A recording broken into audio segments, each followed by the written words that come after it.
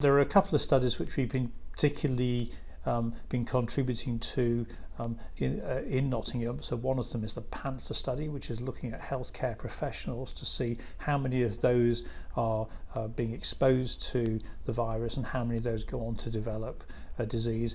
And I'm delighted that this has now been funded through a large national project called Co-Connect, which is going to be led again out of Nottingham, which is really looking at modes of transmission of the disease, particularly amongst healthcare workers and in the wider community. And that will teach us an awful lot about how the disease spreads, particularly in hospitals and other healthcare settings.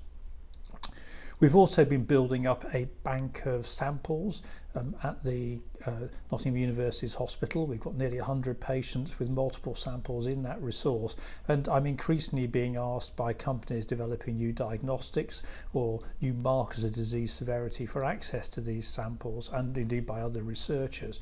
The idea being that we can help develop new tests and also identify new markers, particularly things that you might be able to measure, for example, on a blood sample, which might help us in determining better ways of managing these patients.